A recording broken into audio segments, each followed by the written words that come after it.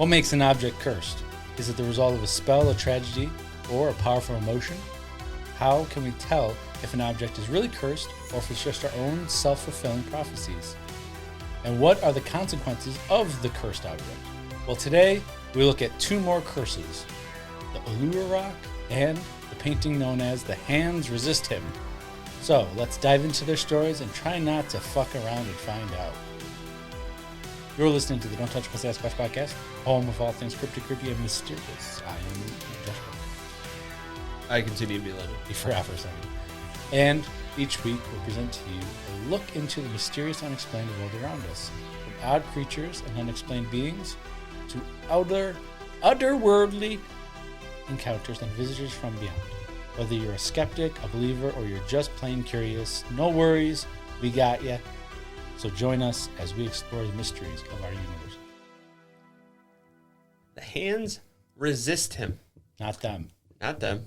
Him. Singular, even though there are two in the picture. In many types of hauntings, ghosts seem to attach themselves to certain objects from their lives. Residual or intelligent, these objects hold their tether to the physical world somehow. Whether the energy imbued in the object from their lifetime fuels the force that binds them to it, or it's a tether in a spiritual sense of the object, as if they had a strong emotional tie to it. Cursed, haunted dolls, necklaces, gems, mummies, and of course paintings are all on the list of some objects known to have paranormal or demonic ties. Yeah. One such painting is entitled The Hands Resist Him. To understand the whole story of the painting, allow me to describe to the audio listeners what the painting depicts. Do you have a picture of it pulled up? I do not, but I'll get one picked up. Yeah, I didn't do that. If only we had a TV to do this with. That would have Josh. been classic. Dummy. Just be forewarned, it's going to haunt you. I can tell you that when I look at it, I definitely get an unsettling feeling. Not like fuck this, but like it's just not, like we talked about last week or the week before, not to shit on artists and their work, but good God, dude. Hands resist him? Mm-hmm.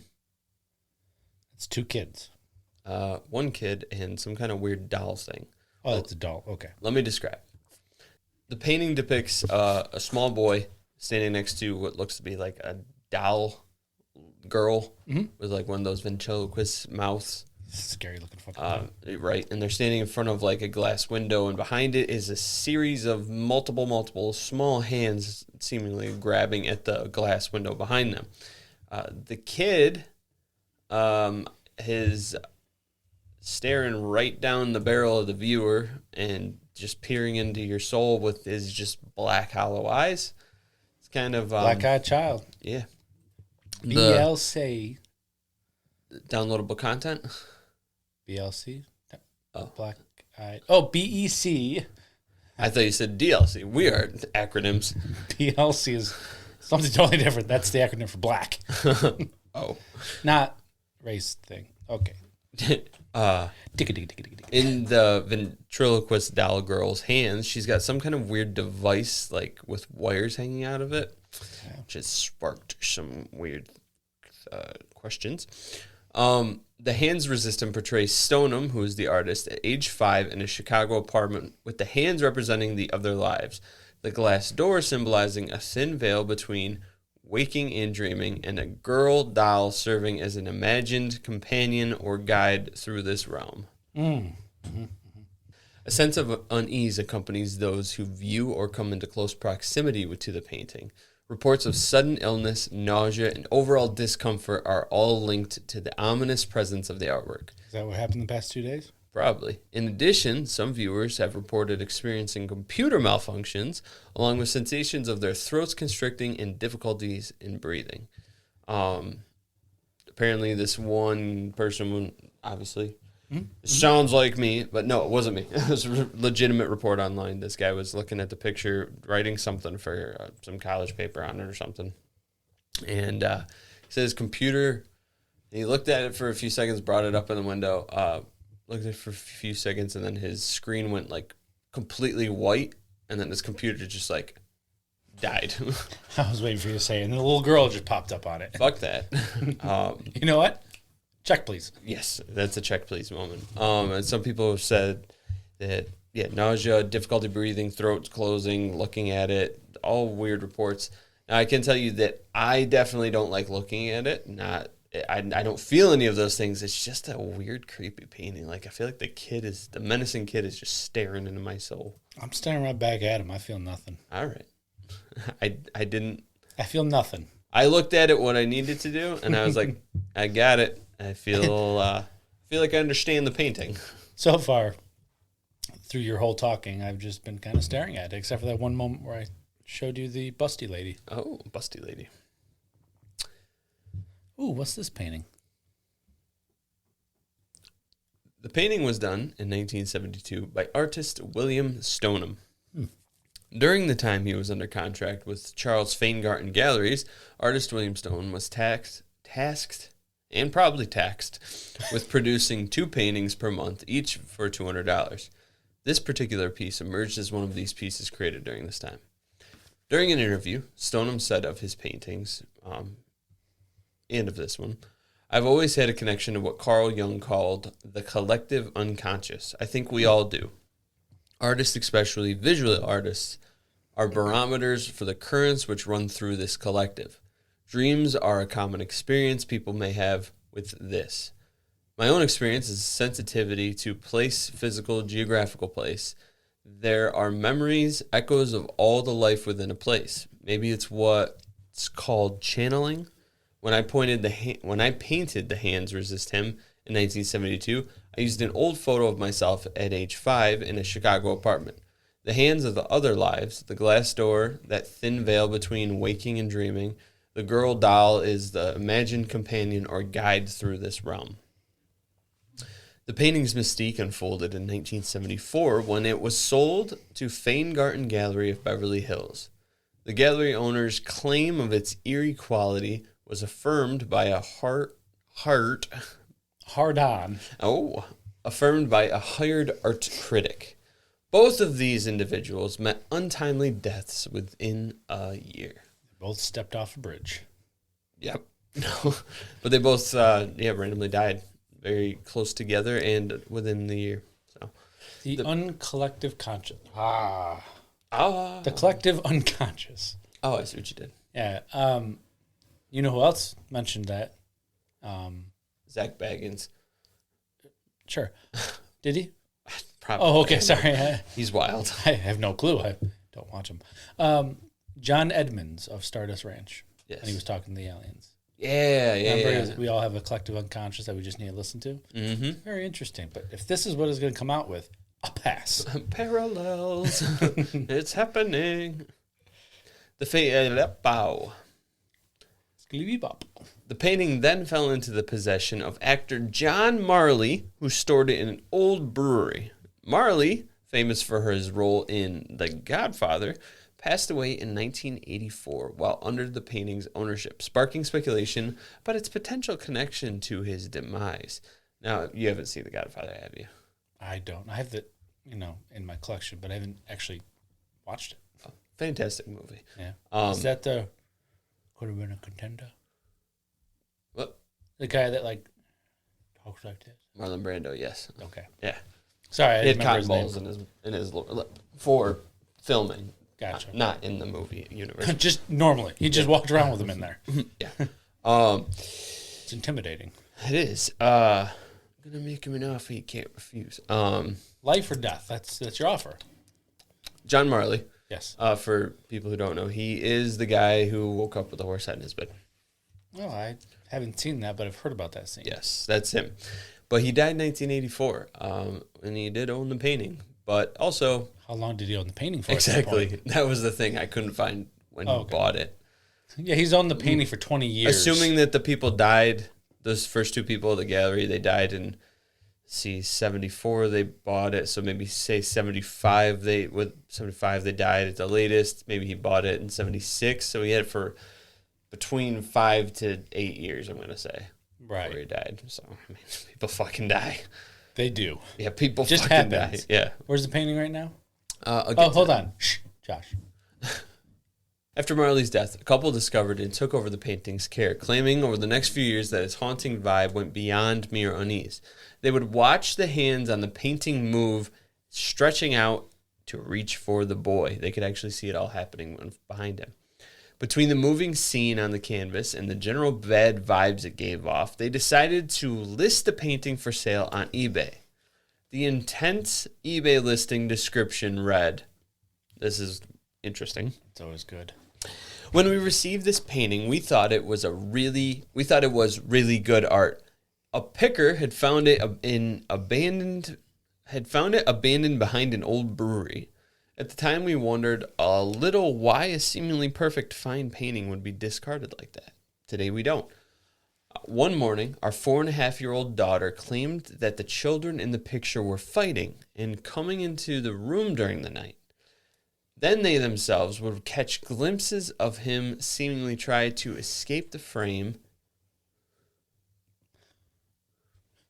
So, the painting doesn't creep me out, but the original photo that the painting's based off of creeps the fuck out of me. I'm looking at it right now like, what the hell? Yeah. They continued. Now, I don't believe in UFOs or Elvis being alive, but my husband was alarmed. To my amusement, he set up a motion-triggered camera for the nights. After 3 nights, there were pictures. The last 2 pictures are shown that from that stakeout.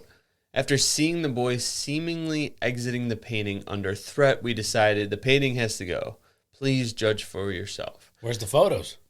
Yes or no? I couldn't find them. Fuck. But actually, we do. What the hell, dude? If you have security photos, show them. Yeah, I was wondering if they were in the eBay listing. Because it also said judge for yourself, so. Exactly. That was a... But this was a long time ago, so.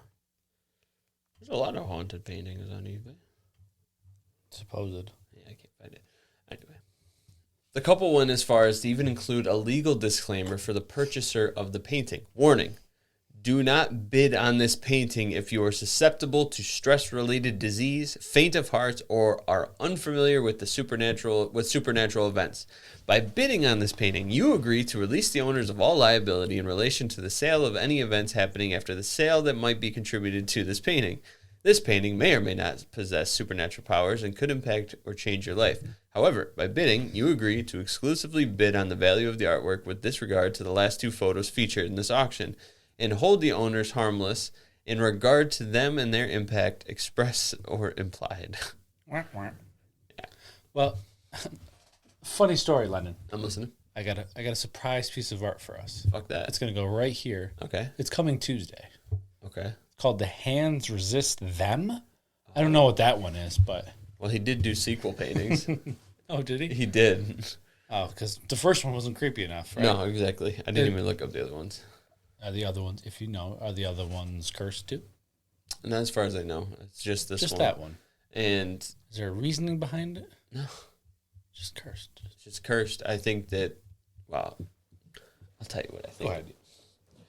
People went bonkers for this shit after the listing and the wild listing description. They ate it up like a buffet. 30,000 people viewed the listing after it became a sensation. The eventual buyer, a gallery owner named Kim Smith, purchased the painting for a whopping $1,025 and tracked down Stoneham to ask him what the fuck was up with the painting and its inspiration, to which he gave his prior statements that I said at the beginning. Mm-hmm. The painting now sits in the back room of Smith's Perception Fine Art Gallery in Grand Rapids, Michigan. It remains dormant in a back room at the request of Kim's son, who didn't want the most haunted painting in the world in their family home. Guys, I want to just, for the record right here, this Iron Man head, since I came into possession of it, has caused me many a great misfortunes. And I mean, it could be yours for the low, low price of $10,000. If you want it. I mean, just be warned, it's cursed. Slightly cursed. Get that guy right back there, covering his nutsack up. Nobody knows what the hell I'm talking about if they're listening. Despite receiving 6-figure offers, Smith says he has no intentions of selling the painting, at least yet.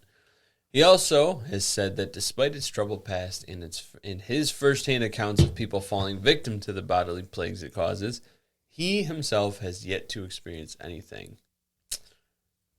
So the curse of this painting. Yeah. 3 people died. Okay. Happens. And people don't feel good about it. And that couple who had it apparently had pictures, and their daughter had experiences of the boy in the painting leaving the room, or leaving the painting and running around the room. I think we can come up with something better. That's the cursed painting. I like it. But yeah, I wonder how many of these cursed objects on eBay are actually cursed objects and not just someone saying they are to raise the price of it. Right. Like, how much did they get off that painting on eBay? $1,025. $1,025. The current owner has potentially over $100,000 plus. Yeah. 6-figure offer, yeah. Well, slap my ass and call me Sandy. Evil living elf cursed object. Evil living elf. I'm just looking at cursed objects on eBay. Want to buy one? Fuck. In my place, not your place. Well, we heard about your painting. Do you want to hear about a rock? Preferably a giant plateau. Does he have a Kevin snack?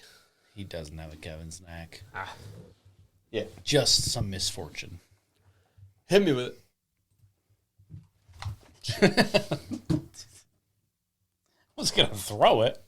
I didn't know what it was. I don't have my glasses on. It almost is like if you'd see better if you had them on, right? Probably.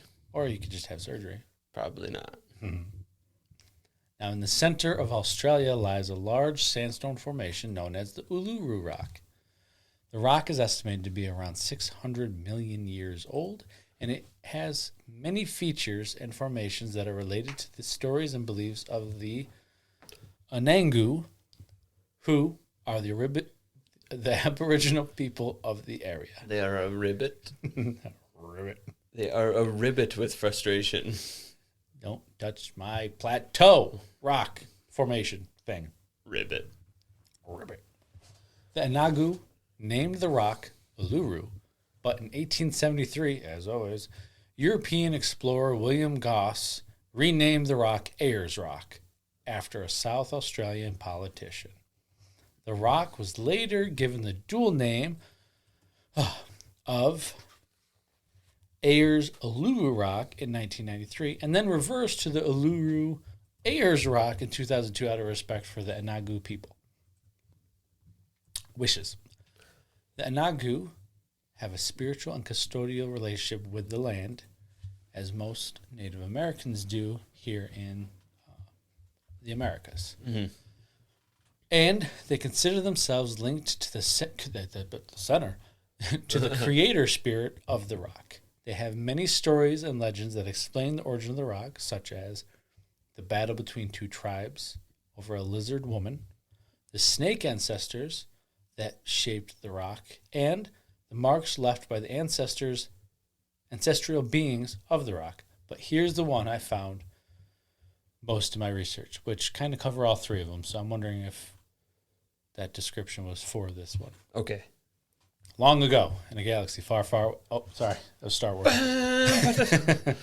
Long ago, when the world was young and it was the time of the dreaming, 2 tribes clashed near Uluru. Their feud centered around Kunia, a wise woman serpent, and her ill-fated nephew. Now, the dreaming, for reference, also known as dream time, is a concept deeply woven into the tapestry of the Australian Aboriginal beliefs. Imagine a time before time, a realm where the ordinary and the mystical coexist. This is the dreaming. Oh, yeah. I've seen this rock before. I've seen this from me. It's wild. It's just a random, ginormous fucking plateau. It is, and it must be like really compacted together because scientists said that thing should have fallen apart a long time ago. Or something like that. It's so out of place. Yeah. Sorry. Don't be sorry. I recognized the name, and when I looked it up, it just clicked. It jogged my memory. I've never seen or heard of it before. I didn't even know it was in Australia. Yeah, it's weird. You know what else is in Australia? Yowie wowie. Yes, that's exactly what I was going with.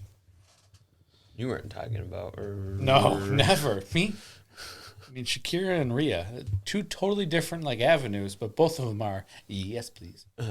Most of my favorite things are Australian. I really wish that I had lived in Australia. Well, you still can. Yeah. But that requires restarting your life. Fuck it. So, Kania, Kania is what I'm going to go with, okay? Her... Yeah. Hey, we don't say that word. No ES. Kania, her neck adorned with eggs like a necklace, journeyed from the distant east. Her purpose? To lay her precious offspring upon this sacred land. She chose Uluru as her birthing ground, placing her eggs at Kania Piti,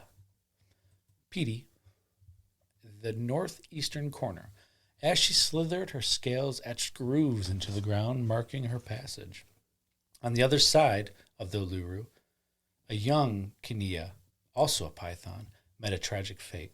He had angered a group of Liru, venomous brown snakes, from the southwest.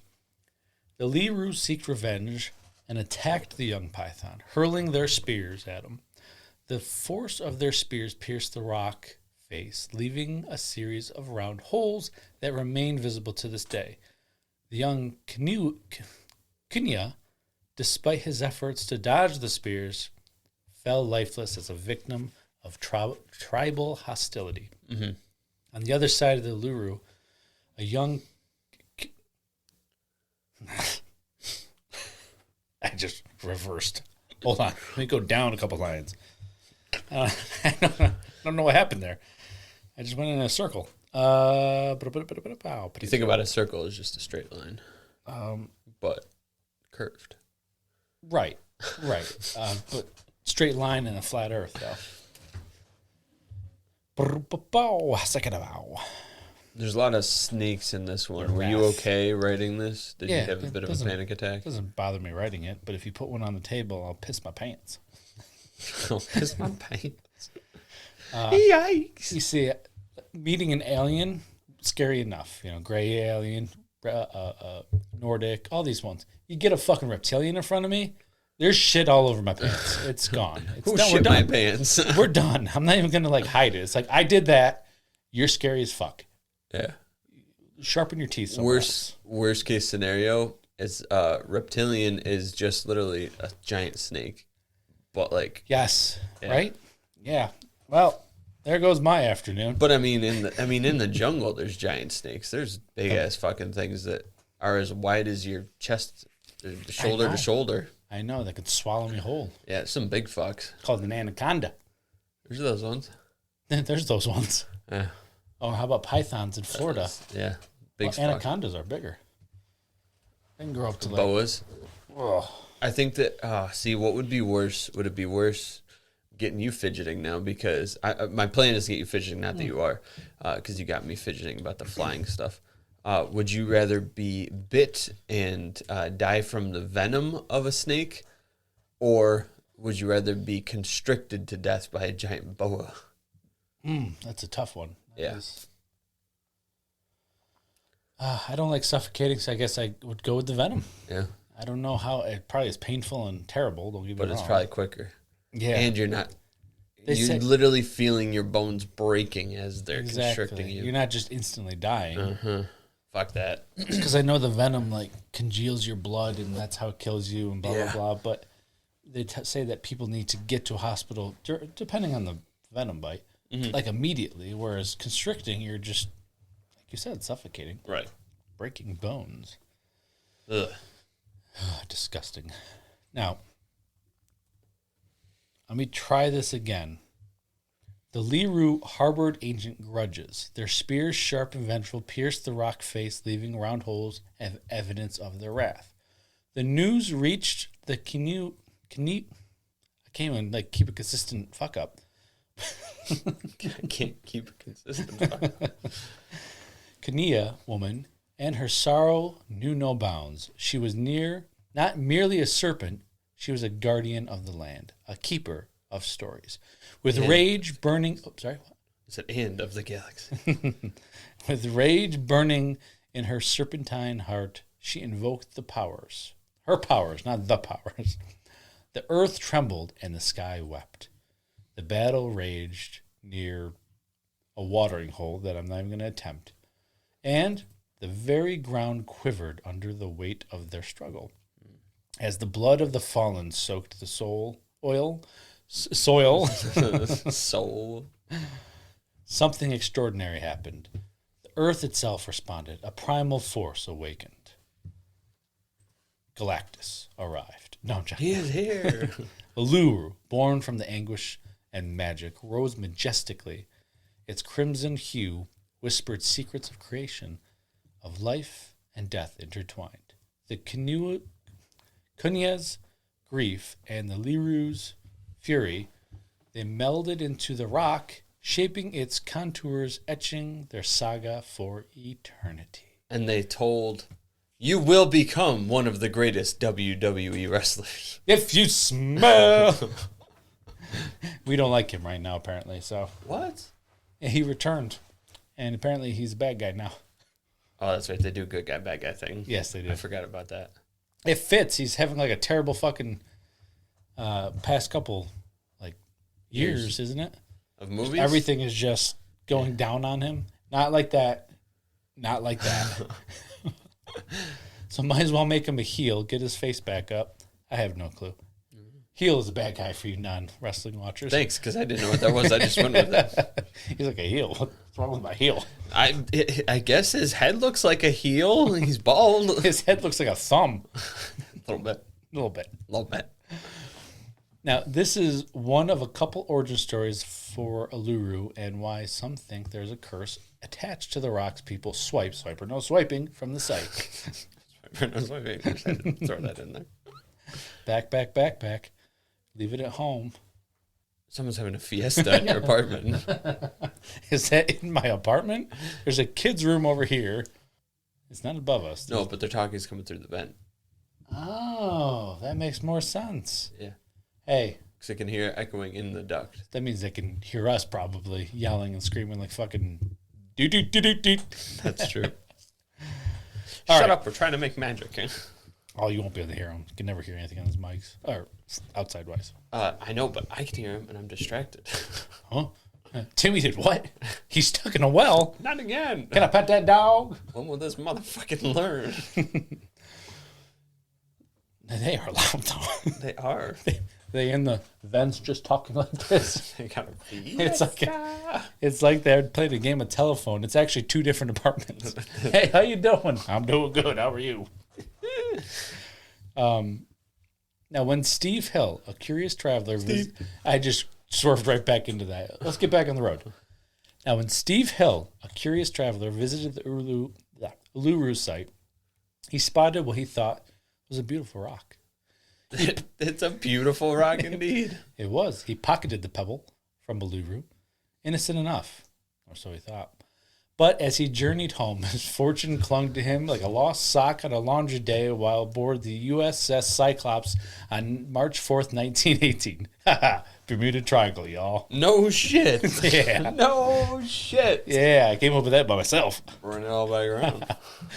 Anyways, I actually wrote anyways in my note, too. I didn't realize that. I keep it by myself. I was pretty proud of that. It was good. I liked it. Anyways. On his way home, his car was attacked by... Killer hornets. Kangaroos. Oh, the damn roos. just a posse. Fucking roo. Bam, bam.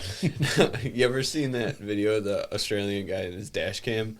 He was driving and a kangaroo jumped out in front of him and he hit it, smashed his windshield, and he goes, "Fucking roo."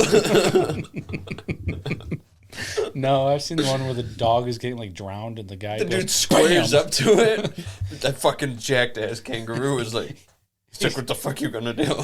My favorite part is the kangaroo looked at him, like took a step back, and he's like, "That shit's happened. This has never all right, happened before." I'm gonna leave, I guess. Back at it. Was attacked by kangaroos. The car then broke down completely, and all the photos from the trip mysteriously vanished from his phone. He became convinced that the stolen rock was to blame and carried a curse, an ancient energy that defied reason. Yeah.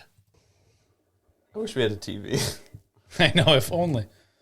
He's like, yeah.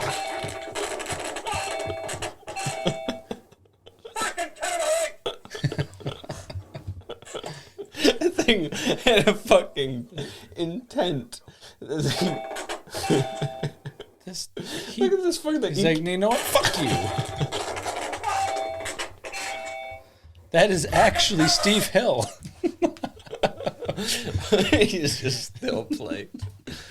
Dude, that's worse than a deer around here. Yeah, that thing was motherfucker like, hopped the car. You know what? I'm going to go back. You know what? Fuck this car. Fuck this guy in particular. He just jumped, kicked the fucking... fucking room. Oh, all right. Like a kangaroo on a bad day, let's get this thing back on track. Doo-doo, doo-doo.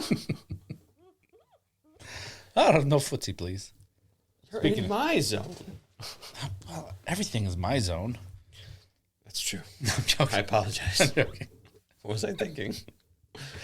He is not alone, though, as others believe that rocks removed from the site are cursed. Many visitors who have offended the land and stole a rock. Did you hear that again? This is going to distract me every single time. Okay. Who have offended the land and stolen a rock have mailed the rocks back, which park rangers have nicknamed Sorry Rocks. These fragments bore guilt, like icons lifted from a sacred altar. Mm-hmm. Now, stop saying now. Side tangent. The U.S. tried to steal a rock. Was his name Johnson? Yeah. Yeah. Oh, are you talking about the country? Yeah. You son of a bitch. It was a good one. It was a good one. It took a second. Not the brightest sharpen the tool. Love it. You got it. I love it. Now, while some truly believe these rocks are cursed and bring them bad luck, most return the stolen rocks out of guilt. Yeah. According to the rangers, at least one package of Sorry Rocks, along with an apology letter, gets mailed back to them every day. Now, here's a couple letters. When I received the rock, I was so worried that I wanted to return it as soon as possible. In just 1 week, my brother broke up with his girlfriend. My father went to the hospital. And he will have heart surgery on the 20th of January.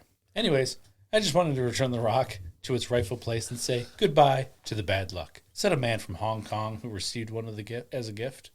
Maybe the girlfriend was cheating on him, and maybe his dad had some kind of issue that was caught in time and saved his life. Exactly. It's all about you spinning. Spin team. It's a Parks and Rec reference. Another account comes from someone named Yvonne Devon, who was on a school trip and had experienced some odd things. It's like my best friend Doug Lug. Yvonne Devon. Gus Dovine. I think Buzz. it's Dovine, but whatever. Ready for the odd things? All right. We were warned not to take any of the rocks back. No, sorry. We were warned not to take any of the rocks because of the bad luck they bring. On the way back, things kept going wrong, and it came out that one of the girls had stolen some of the rocks. She was bullied off the bus and made to leave it behind. No more bad things happened. Great story. Great story. Phenomenal. I don't know what these bad things were, but they didn't happen anymore after she was bullied. Huzzah to bullying. No mas. Good. El bulio. And one last letter that I could find came from a British tourist. Taurus. Nope, tourist. Things were good in my life before I took some of the Ayers Rock home with me. What the fuck was I saying? But since then, my wife has had a stroke, and things have worked out terribly for my children. Don't know what happened, but they worked out terribly. We have had nothing but bad luck. Here's your rock. Oh, shit. Okay. I love the vagueness of everything. Yeah. Yeah, my kids have just had terrible time. It has not worked out for them. They lost their crayons. Jesus, you know. They got Their dreidel fell. 83 on their They calc needed 84 test. to pass with an A. Oh, no, you don't need 84. You need a 66 9 or higher. I said know that from my high school I days. said with an A. Oh, yeah, fuck that. All right, we're gonna. C plus student, see your way out. I saw my way out of that one. The Inagu consider this theft a breach of trust with the land, and stealing the rocks is similar to stealing an icon from a church. It also carries a steep fine, more than $6,000 if the perp is ever caught. No shit. But I digress. The curse traced back to the creation myth. What? I don't know. Oh, You were laughing. sorry. The curse traced back to the creation myth, which was steeped in blood and magic after the return of the rock. If you smell He's a hero or a villain now, I hear. the wind whispered. They made him a foot. The wind whispered, return of what was once taken mends the tear of fate. All right. Hey, that's the wind for you. It's a wind. Poetic motherfucker. The Uluru Rock is one of the most iconic and recognizable natural landmarks in the world. And it represents the diversity and the beauty of Australia's natural and cultural heritage. It is also one of the most important Indigenous sites in Australia. And it deserves respect and appreciation from all who visit it. Yeah. All right? I did delete that snake picture. Fuck you. I was gonna say on the rock. He also has it in his contract that he can't lose a fight. That's only for Fast and movies. Furious. Yeah. No, movies in general. Oh, Him and Diesel. yes, which We're not- caused issues. Yeah, well, he did return, so The Uluru Rock. that was the Uluru Rock. It's gorgeous. Yes. It's a good rock. A little bit of sneaky snake Gorgeous. talk. It's gorgeous. The best rock. I can't talk like him. The so I'm best gonna rock. try. You did the good gestures. The best rock I've ever seen. Nobody could do a better rock. Trying to do a better rock. I can't get the.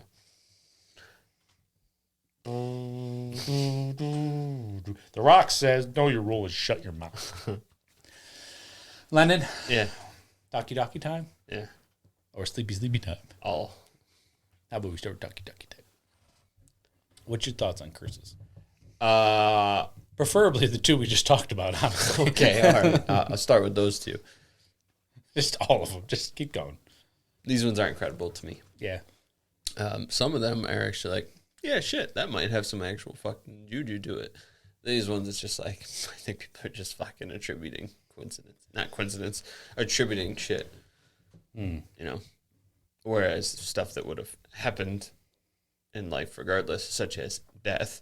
You know, kangaroo attacking your car, apparently. Fucking Roo! Fucking roo. Yeah, these ones are kind of not that believable. I don't really believe in curses Other that ones, much. Spoiler.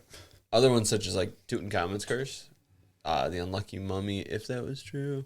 Apparently, the terracotta soldiers, apparently they're cursed. I looked at that one. I looked at that one too. I was like, oh, I'm going to do a history one. But I didn't do that one, obviously. You didn't? I thought that's what we talked about all day. No. You like curses?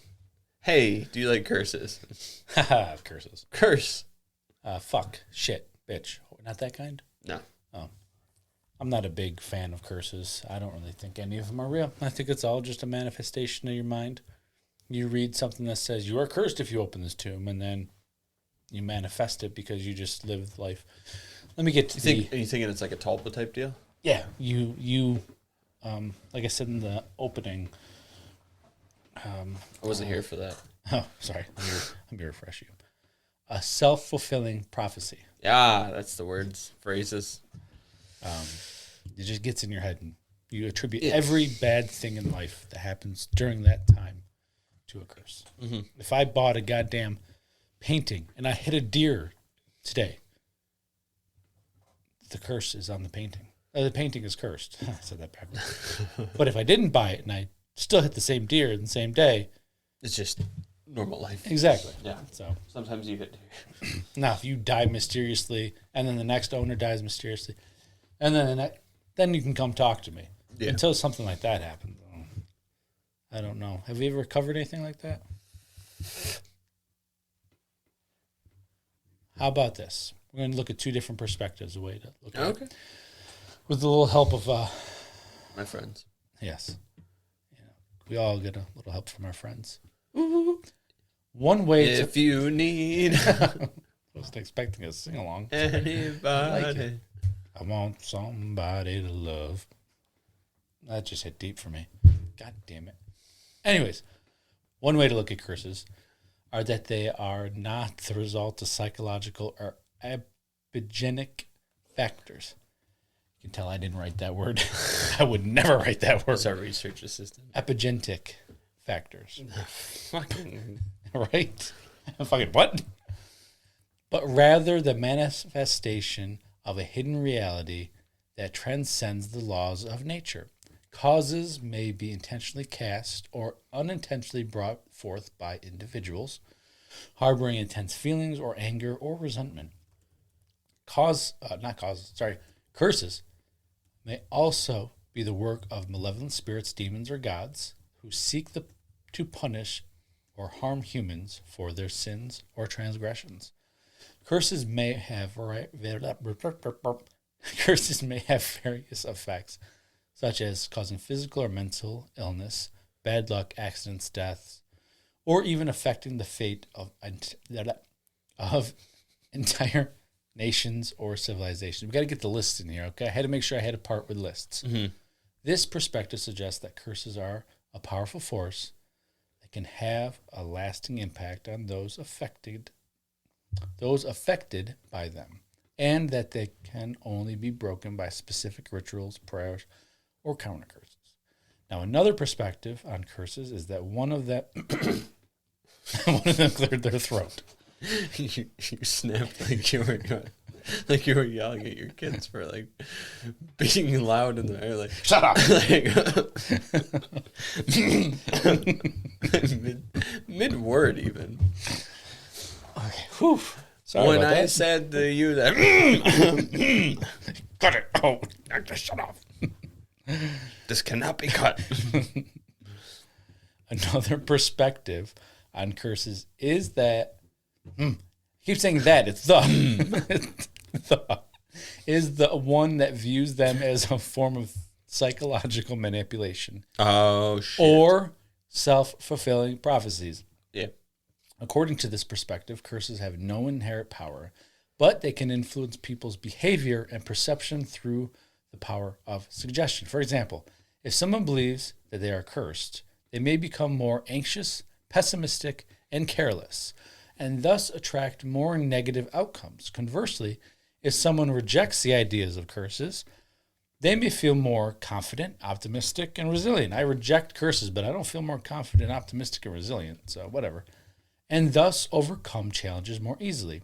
This perspective suggests that the way we think about curses can shape our own reality, and that we have the ability to break free from the influence by changing our mindset. And that's not just for curses, all right?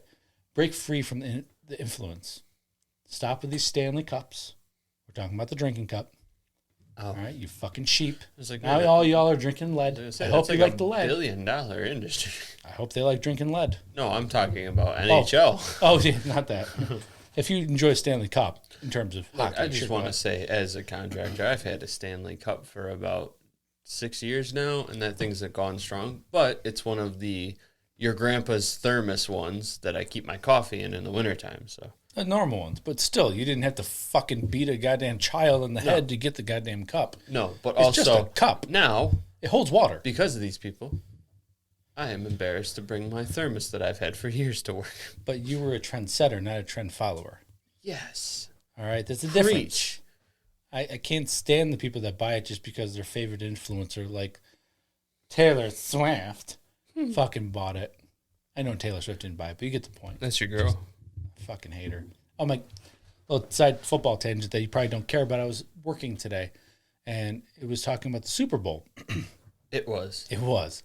And they're talking about player props and betting. Sure. And they're talking about Travis Kelce. Yeah. And they're saying, you know, is he over under X amount of yards, catches, receptions, blah, blah, blah, yada, yada, yada. And did it say Travis Kelce's Super Bowl props? No. It said Taylor Swift and Travis Kelce's Super Bowl props. What? Exactly. There was no prop for Taylor Swift. It was just all Kelce.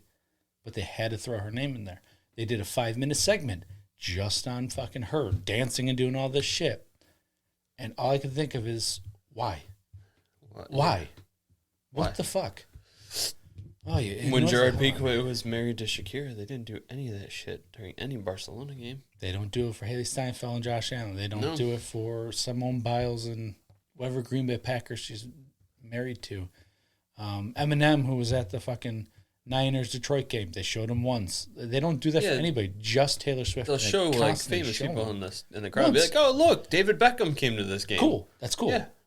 Not every time someone makes a play. I don't watch football, so I don't know how excessive it is. Oh, if you somehow watch the Super Bowl, I'm betting at the very least 7 to 8 times they will show her. Anytime he makes a play or they score a touchdown or any big play happens, they have to show her. So that's why I'm hoping the San Francisco 49ers destroy the fucking Chiefs 700 to fucking 0 and don't show that beep at all. It's way overdone. It has nothing to do with football. And if your life is that inconsequential and boring that you need to fucking watch a game just to see someone watching a game, get a life. I'm sorry. Now that I've alienated half our fucking people because she's so powerful, welcome. Welcome you 5 that are still here.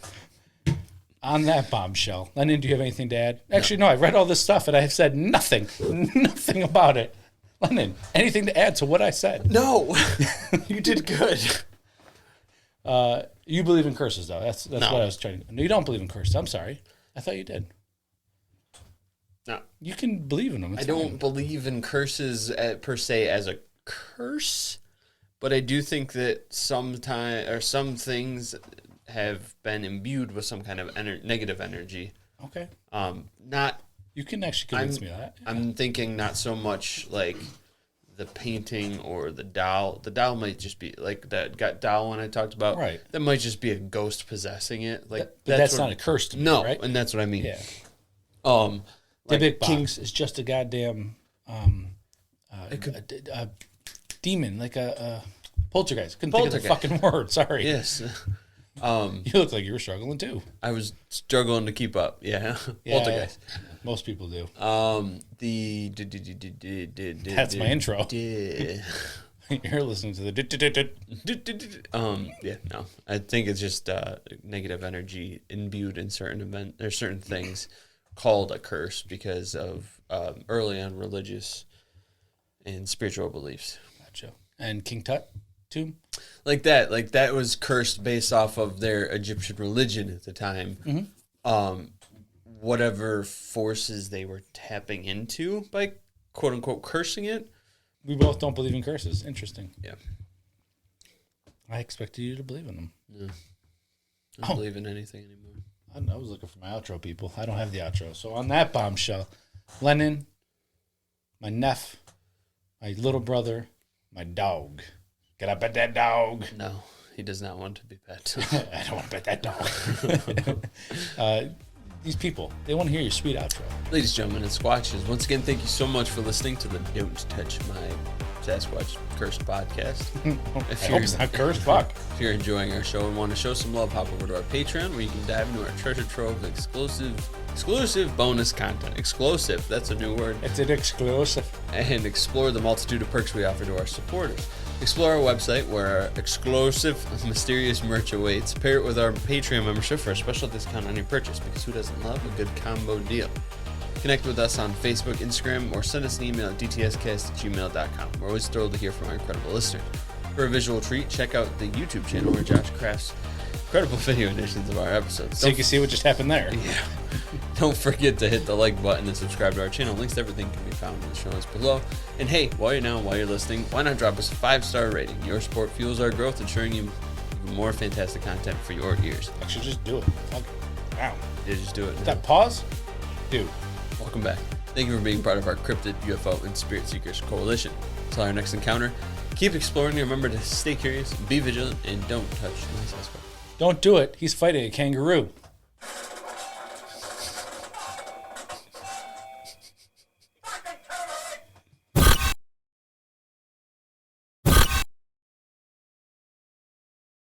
Get up at that dog. Thank you to the ASMR podcast. We are your hosts. I am Dingledork, and my partner over there is Fluffernutter. Duncan. Oh, Duncan Fluffernutter. I didn't know I was trying to sound different name. Name's Duncan Fluffernutter. Here's our friend. Can you pet that dog? Previously, Dr. Duncan Fluffernutter. Oh, you? What happened to the doctor part? Disbarred.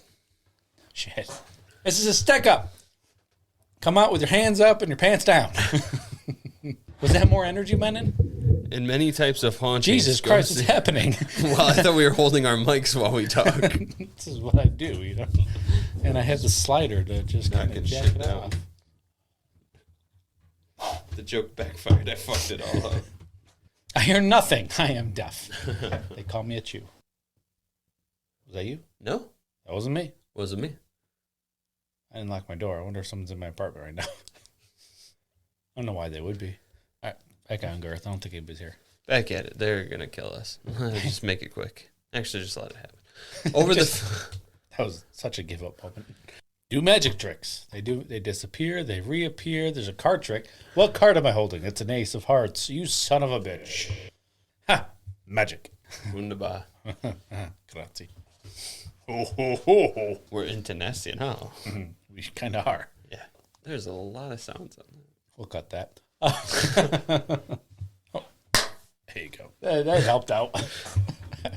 Fucking kangaroo.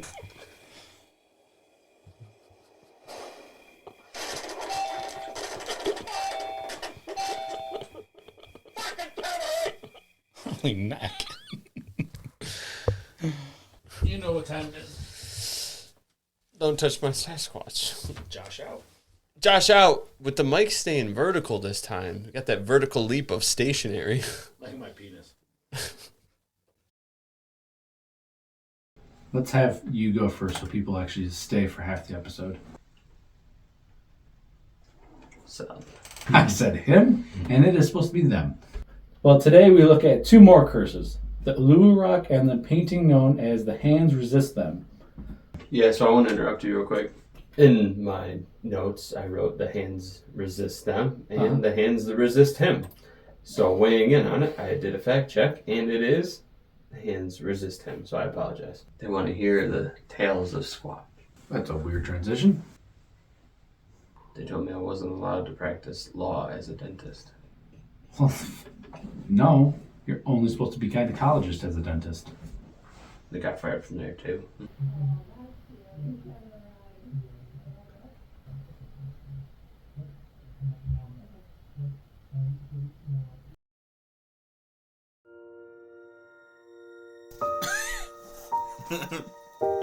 Oh God! I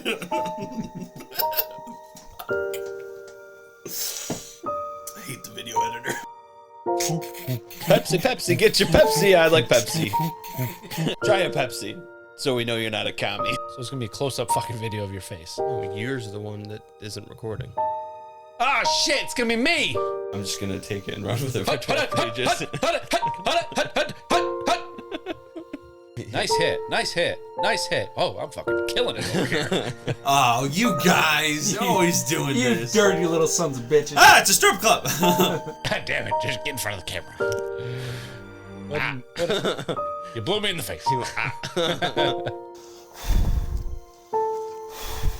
Goddamn hurricane in here. He's a dildo Baggins. I hate that guy. He talks like Kermit the Frog.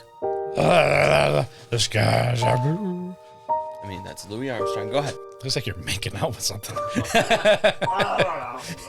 Part 2 is going to be a glasses one. Part 2 is going to be a glasses one. It was either Grand Tour or Top Gear. That's right. They're talking. It's like, is that man fornicating with a goat? That's right. I think we need to go. Was that young man having relations with that donkey? Yeah, fucking heart attack. I thought you were about to sing it hard on. Oh, that dude.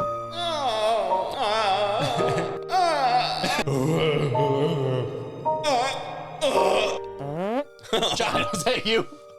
This is scary. Goddamn Hanako sound. She came and fixed it. It won't fit like this. Here, I'll fix it for you. Goddamn. Go get me the fucking adjustable wrench. I need some pliers.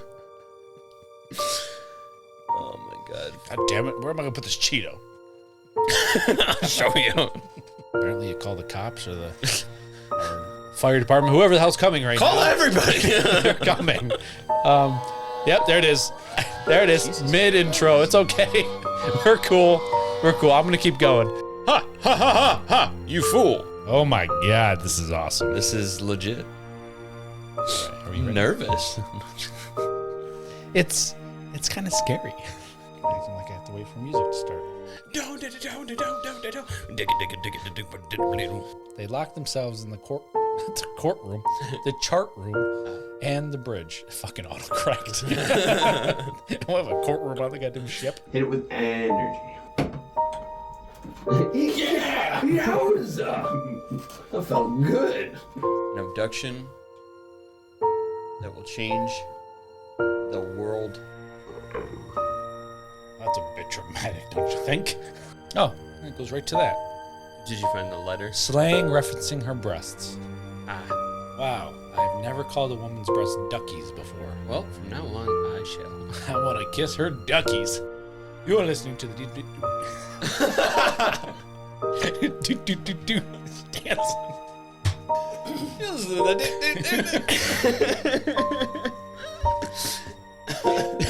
Make our own music.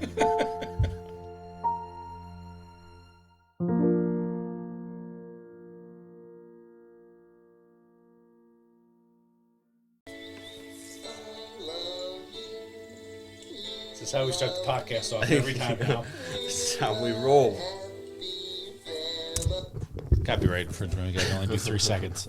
Narf!